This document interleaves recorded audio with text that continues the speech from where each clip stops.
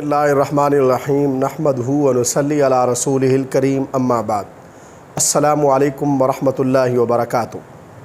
آج ہم بات کریں گے کہ خواب کے اندر اپنے آپ کو یا کسی کو روتے ہوئے دیکھنا کیسا ہے۔ علامہ ابن سیرین رحمۃ اللہ علیہ نے خواب میں رونے کی تقریباً 8 مختلف صورتیں بیان کی ہیں، ہر صورت کی الگ الگ تعبیر بیان کی ہے۔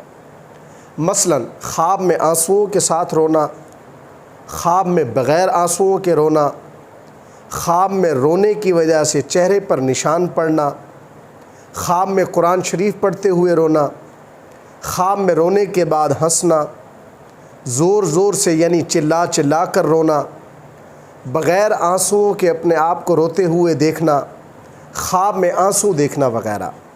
اگر آپ بھی ان صورتوں میں سے کسی صورت کی یا ان کے علاوہ کسی اور صورت کی تعبیر جاننا چاہتے ہیں تو اس ویڈیو کو آخر تک ضرور دیکھیں۔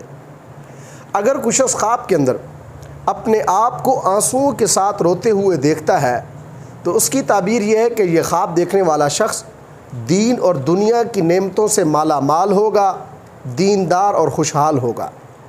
اگر کچھ شخص اپنے آپ کو خواب کے اندر بغیر آنسوؤں کے روتے ہوئے دیکھتا ہے تو اس کی تعبیر یہ ہے کہ یہ خواب دیکھنے والا شخص تکلیف اور مصیبت میں گرفتار ہوگا، رنج اور غم کی خبر پائے گا۔ اگر کچھ شخص خواب کے اندر دیکھتا ہے کہ اس کے چہرے پر رونے کی وجہ سے نشان پڑے ہوئے ہیں تو اس کی تعبیر یہ ہے کہ اس خواب دیکھنے والے شخص کو کسی نیک کام کی وجہ سے لوگ تانے دیں گے۔ اگر کچھ شخص خواب کے اندر دیکھتا ہے کہ وہ قرآن شریف پڑھتے ہوئے رو رہا ہے تو یہ خواب اللہ تبارک و تعالیٰ کے کرم کی دلیل ہے، جو اپنے فضل سے اس خواب دیکھنے والے شخص پر رحمت کرے گا اور اس کے گناہوں کو بخش دے گا۔ اگر کچھ شخص خواب کے اندر دیکھتا ہے کہ وہ رو رہا ہے اور رونے کے بعد ہنستا ہے تو اس کی تعبیر یہ ہے کہ اس خواب دیکھنے والے شخص کی موت قریب ہے۔ اگر کچھ شخص خواب کے اندر زور زور سے روتا ہے یعنی چلا چلا کر روتا ہے تو اس کی تعبیر یہ ہے کہ یہ خواب دیکھنے والا شخص مصیبت اور تکلیف میں بے صبری کا مظاہرہ کرے گا، بے یار و مددگار ہوگا۔ اگر کچھ شخص خواب کے اندر دیکھتا ہے کہ روئے بغیر اس کے آنسو نکل رہے ہیں تو اس کی تعبیر یہ ہے کہ یہ خواب دیکھنے والا شخص طعنہ زنی میں بدنام ہوگا، رنج اور غم میں مبتلا ہوگا۔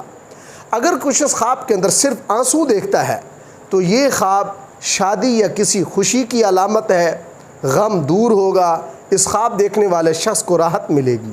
اللہ تبارک و تعالیٰ سے دعا ہے کہ ہمارے لیے ہمارے خوابوں کو باعث رحمت اور برکت بنائیں۔ السلام علیکم ورحمۃ اللہ وبرکاتہ۔